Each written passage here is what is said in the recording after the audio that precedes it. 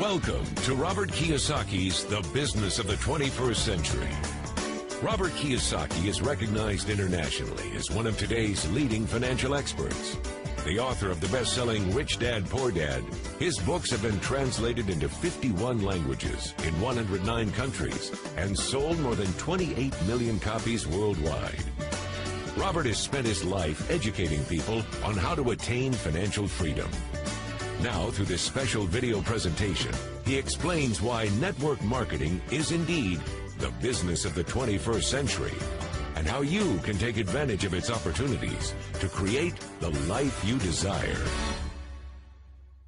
Hello, I'm Robert Kiyosaki. I'm the author of this book, Rich Dad, Poor Dad. I want to welcome you to the business of the 21st century. For those of you who may not be familiar with this book, it was published in 1997, a self-published book, and it went all around the world, and in 2000 it made the New York Times bestseller list. It was the only self-published book that made it. And at the same time, a woman named Oprah Winfrey called, and I went on her show to talk about Rich Dad, Poor Dad, and voila, suddenly I was a famous individual.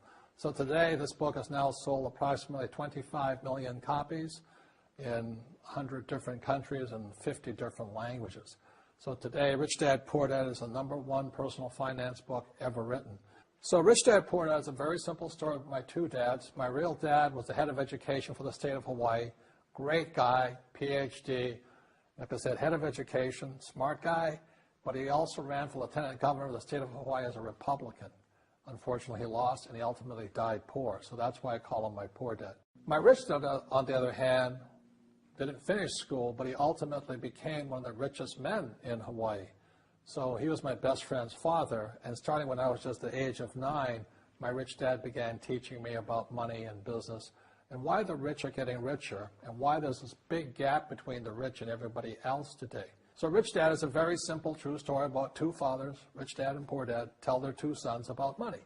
And it was my poor dad always said, go to school, get a job, work hard, and all that stuff. And my rich dad says, you'll never get rich doing that. You'll never be a free man. So that's kind of the differences. But if I would show you a diagram of the differences here, is that in financial education, this is very simply the difference. Because there's no financial education in our school, most people do not understand financial statements. So this here is income, expense, assets, and liabilities. And the reason my poor dad was poor, it was very simple. Because he couldn't read a financial statement because he don't have financial education in school. He was financially illiterate, although a PhD. And my poor dad always said, our house is an asset. And my rich dad said, your father may be well educated, but he can't tell assets from liabilities. So very simply, my rich dad said to me, assets, whether you work or not, put money in your pocket. So when a banker looks at your financial statement, the banker looks at this and says, oh, you have assets and you're putting money in your pocket. And if you look at your house, it's really a liability because every month it takes money from your pocket. Now I can hear people say, well, it's, I don't have any debt on it, but still every month you have insurance, you have upkeep and expenses to it. So very simply, the reason I'm a rich man today was I knew the difference between assets and liabilities. And I get richer and richer because every year I add more assets to my balance sheet here. And so that's one of the biggest differences. And as my rich dad often said to me, he says, son, my banker has never asked me for my report card. My banker wants to see my financial statement because it's your financial statement that shows how high your financial IQ is. How smart are you with money? If you're very smart with money, the banker will give you as much money as you want because you know how to make money with money. If you're not very smart about money, all the banker will give you is a credit card and a home loan. So those are some of the differences between my rich dad and my poor dad. And if you stay tuned, you'll find out how you too can create assets instead of liabilities. Because if you're going to survive in the 21st century, you need more assets than liabilities.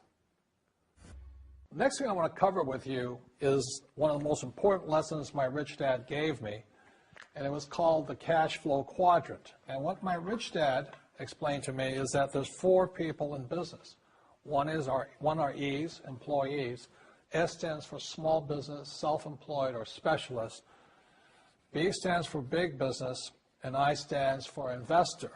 And the thing of note here is that most people who go to school are programmed for the E and the S side. For example, it was my poor dad who always said to me, son, go to school so you can get a nice, safe, secure job. And so my poor dad wanted me to be an employee. And since the time I was a kid, get a safe, secure job, steady paycheck, and benefits. Okay? I didn't want to be an employee. And I said, Mom and Dad, I want to be a rich man. And I fight with my dad. So my mother finally said, son, if you want to be rich, my mother was a registered nurse. She said, if you want to be rich, the richest people I know are doctors. So my mom wanted me to come over here, be a specialist or a small business person. I said, there's only one problem with that, Mom. Doctors are really smart. And she says, you got a good point there. I'm not going to be a doctor. So I went to school. I have a Bachelor of Science degree. I can drive ships and I can fly planes. I flew for the Marine Corps.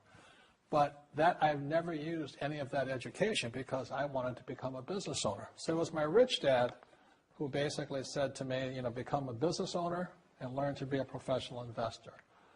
So one of the big differences here between these people is that it's called taxes. See, in 1943, in the U.S., the federal government passed a law that said employees had to pay tax before they got paid. So when you get your paycheck from your employer, you open it up, and voila, the government's always taken a sizable chunk of it. And the harder you work and the more money you make, the more money they take from you. So that's why it's not that good to be an employee, because you can never get ahead, because the more you work, more money you make, the greater they pay in taxes. Now, the doctors and lawyers and attorneys, accountants were all laughing, saying, oh, these guys, they're getting paying a lot of taxes. So naturally, the federal government changed the laws again. So in 1986 in the U.S., a thing called the 86 Tax Reform Act, and it basically took a lot of the benefits away from people who are self-employed, small business, doctors, and lawyers. So today in America, unfortunately, these guys pay the highest percentage in taxes. It is tragic. And a lot of people think they're investors, but what they're really doing is they're just giving their money to people like mutual funds, companies, and all that. So they're investing, but they're not really investors. See, the big tax breaks are on this side.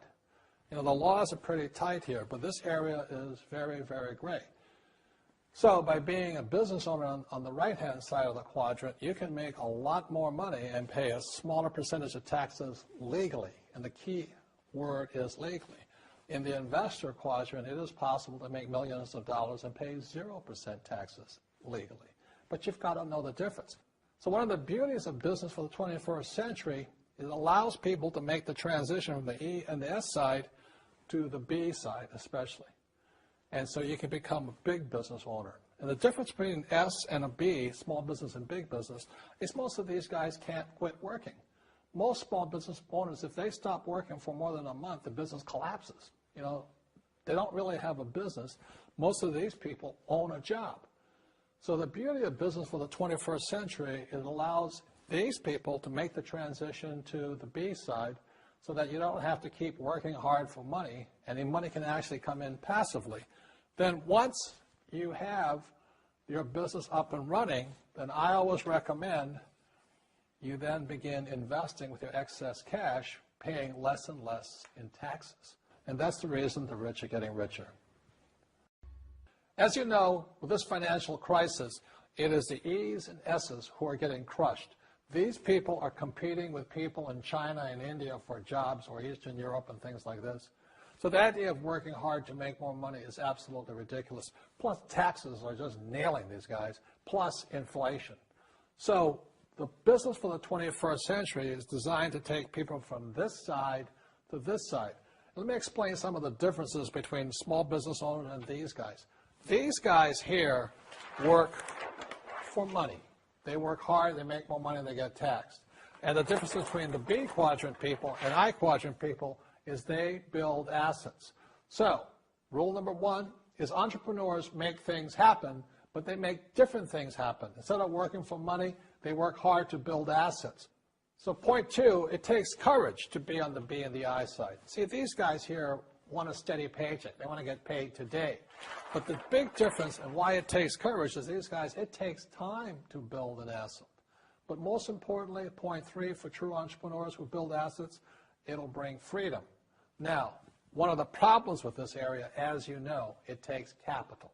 In other words, it takes a lot of money to buy some of these apartment buildings, to build a business and things like this. But there is a way. There is a way to do it with very little capital, and that's what I'm here to talk to you about. It's about a business for the 21st century. As an entrepreneur, I have built many businesses from scratch, and as some of you know, a lot of them crashed also. Statistics show that most new businesses fail within the first 5 years, 90% in fact. And of the 10% that survive, the remaining 10% crash in the second 5 years. So in other words, most are gone in 10 years. So I've looked at many different models, and one that stands out for me is network marketing. And the reason for that, it takes very little upfront cash. It is low overhead. You can do it part-time. It means keep your daytime job, but do this part-time. And once the business is up and running, it can generate enough income so that you can move from the left side to the right side of the quadrant. So let me tell you about my introduction to network marketing, because I had a very closed mind to it. Since I can build my own businesses, I said, why do I need a network marketing business? But about 15 years ago, I have a good friend, his name is Bill, and this guy is the best real estate investor I know. He has tons of assets in here. So I said, Bill, why did you start a network marketing business? And his answer was very simple. He says, it's my way of helping people. But more importantly, he says, the reason most people can't invest in real estate is because they don't have a business. They don't make enough money simply because taxes, debt, inflation, and retirement savings are killing them. They cannot even invest. So my friend Bill, who was a professional real estate entrepreneur, he says, I started a network marketing business so the people that worked with me could start their own business and then invest money with him. So with that, I realized then that network marketing wasn't about making money, but it was about helping people to help other people make money so they become financially free. So the beauty of network marketing, I said, like it's very low entry point, doesn't take much money, you can do it part-time. And where you profit is in most big corporations is they spend millions, sometimes billions of dollars in advertising. So rather than give that money to advertisers, network marketing depends on building a network. It's called word of mouth, like you recommend a movie to a best friend. So really, the reason I support network marketing, because it's not about selling. It's about people helping people build assets in the asset columns, becoming business owners, and then becoming investors, rather than going through all of this here, which most E's and S's go through.